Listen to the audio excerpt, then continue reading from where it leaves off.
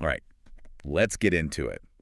Today we are taking a deep dive Yeah. into the wild world of string theory. Oh, yeah. Buckle up, Here we go. because we're going to be talking about whether or not this theory can be proven wrong. Ooh, that's why. And what that means Friends. for science as a whole. Our main source material today is an article called How to Falsify String Theory at a Collider. Yeah. So yeah, get ready for some pretty heady concepts, Yeah. but don't worry. Yeah, no We'll problem. try to break it all down in a way that everyone can understand, I promise. So, We're getting started. to get started, can you give us a little string theory 101? Yeah. What is this theory all about? I know it aims to be like a theory of everything. What does that actually mean? Yeah, so string theory, it's basically like this idea that everything in the universe is made up of these teeny tiny little vibrating strings. Like little tiny bits. Like little tiny bits of string, yeah.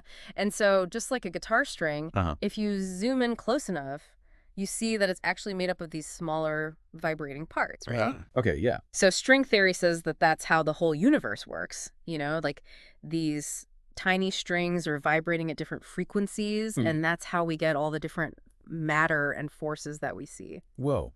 So is it trying to bring together all the fundamental forces of nature?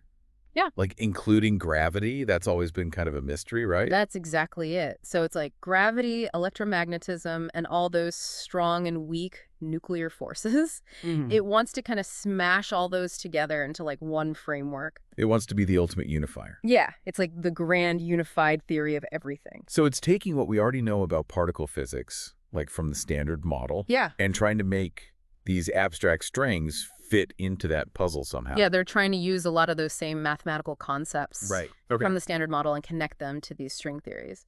So we've got the standard model, which is like our current best guess about how particles and forces work. And then we've got string theory, which wants to go like a step further and explain everything in terms of these little tiny vibrating strings. Exactly. But the article dives into this whole debate about whether we can actually test string theory.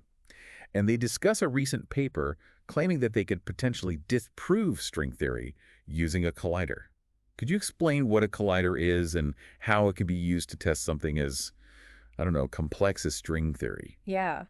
So a collider is a pretty amazing machine. I mean, it basically smashes these particles together at crazy high speeds. Like how fast are we talking? Really, really fast, near the speed of light. Oh, wow. And then scientists, they study the debris from those collisions and try to learn about the fundamental building blocks of matter and the forces that make it all happen. And the paper, it argues that some string-based models predict that we should only find small groups of particles with specific properties. These groups are called multiplets. So their logic is that if we ever found larger multiplets at these colliders, then those particular string-based models would be disproven. Okay, so if we find more particles than predicted, then string theory might be in trouble.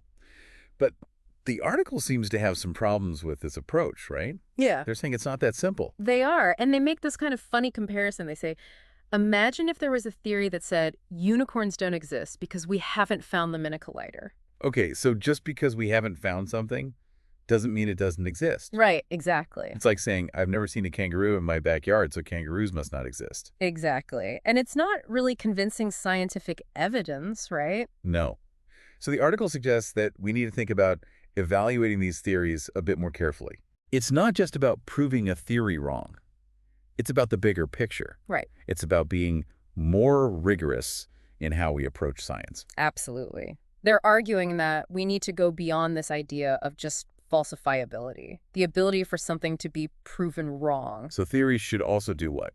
Like provide real solutions to problems. Exactly. Provide solutions, avoid unnecessary complex explanations. Keep it simple. Keep it simple and make sure it's grounded in actual evidence. I like that. Yeah. So where do you see this lack of rigor playing out in current physics research? Can you give us some specific examples? Oh, yeah, definitely. Think about dark matter.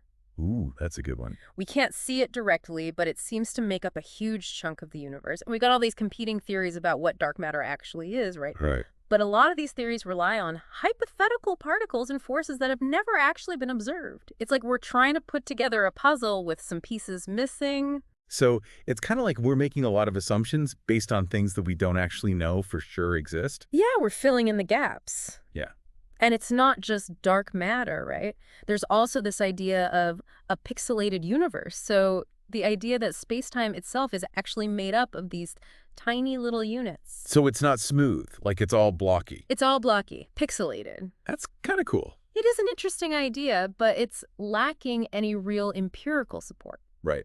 So we're basically speculating, like without having the solid evidence to back it up. Which leads me to my next point, which is how is research funding being used? Because the article also talks about this too, right? Like how maybe we need to be a little bit more responsible with where our money is going in terms of research. Yeah, absolutely. The article calls for these big institutions like the Department of Energy and the National Science Foundation to be more responsible with their funding.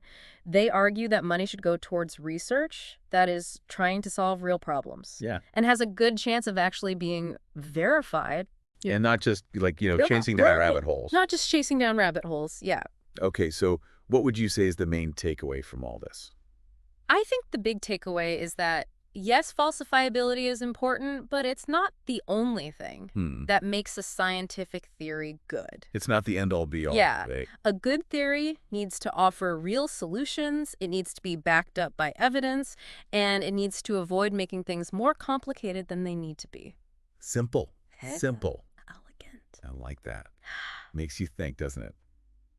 How can we, make sure that all this awesome research in theoretical physics is actually leading to real scientific progress and not just, more speculation? What can we do to support that? It is a really good question. And on that note, for all of you listening who want to dive even deeper into this topic, yes, please check out the article. We will, of course, include a link in the show notes. It's really fascinating. Super fascinating stuff. And as always, thank you all for joining us for this deep dive. Yeah, thank you. We will catch you all next time. See you next time.